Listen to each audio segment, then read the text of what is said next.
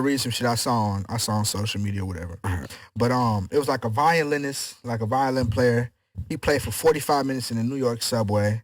A handful of people just was, going crazy, you know what I'm saying, playing the violin. And a lot of people, it's like a couple people came and stopped. It was a lot of people that was fucking with it. And they had dropped the money in the hat, dropped the money in the case, and he got like $30 in tips. Mm. And he was playing the violin or whatever. No one knew this, but the violinist, his name was Joshua Bell, and he's like one of the greatest musicians in the world. Damn. In that subway, he played one of the most intricate pieces ever written with a violin, and that shit was worth $3.5 million. And he's playing this whole composition that's worth $3.5 million. Damn. So the night before he was playing in the subway, he did something in the Boston Theater. I was thinking it was New York. He did the Boston Theater, and the tickets was going about $100 a piece for the tickets. For that same piece he played for $30 for 45 minutes in the subway, they played it.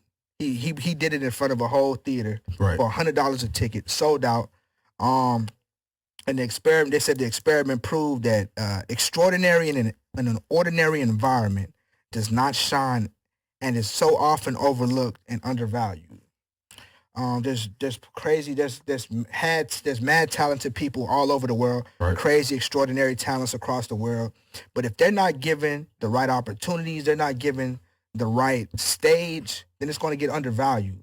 Right. It's not going to be as appreciated as much. Because if they see, oh, he's in the Boston Theater, they're like, oh, well, I gotta pay. Because if the Boston Theater fucks with him, then I fuck with him just off the strength, kind of like clout. But Programming. huh? Programming. Exactly. But when he was on the subway, they was like, oh, this is dope. The people that gave him 30, they probably couldn't afford the $100 ticket. They were like, damn, this dude is amazing. He's talented. But the other people, they was like, oh, it's just another nigga trying to make it. Right. Little did they know he had already made it. He was just doing like a social experiment. Right.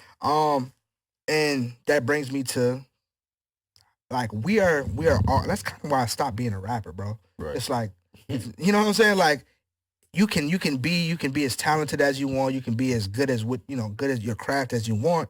But if you're not given the right position, the right stage, the right opportunities, then you're gonna get undervalued. Right. It takes away from your worth.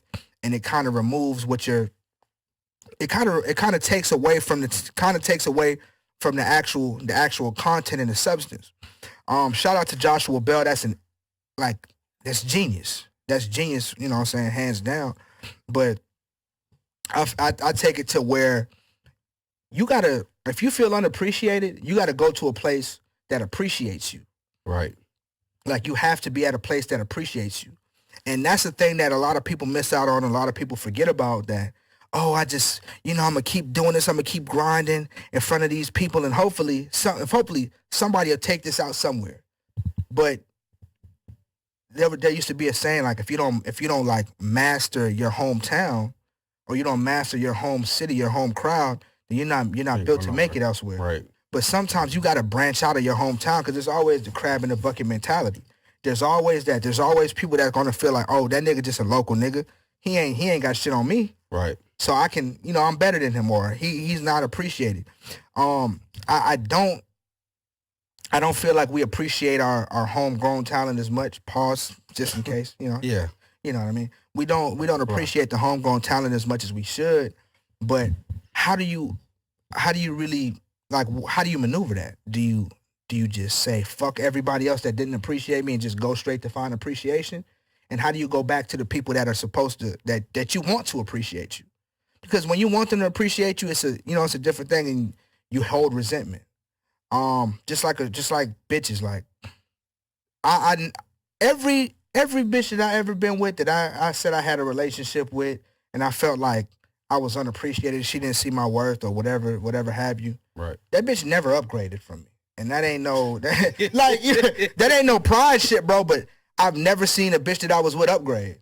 It was always a downgrade, and there was always like a poor man's Fresco or a poor man's Rico. Man. And just simple as that. And that's just what it is. Yeah. And ain't no way around it. Yeah, it ain't no shade to whoever that nigga is, but that just... Oh, bro, that is crazy. Whoever those niggas are, because there was a few, you know what I'm saying? There's plenty of, some bitches got types, some niggas got types. And I can never say I downgraded on the bitches I've been with either. Right. Or the women I've been with. You know what I'm saying? Yeah. I ain't going to disrespect women all the time. But I'm not going to, you know what I'm saying? I can't say that I ever downgraded. How do you maneuver that? Not just with women, but just period. Just to bring it to a relatable place. Like, how do you maneuver that? Like, being unappreciated, finding a place that appreciates you, and you not compromising who you are. Yeah. You owe me a shot. Yeah. Just take one. Yeah. I mean, I see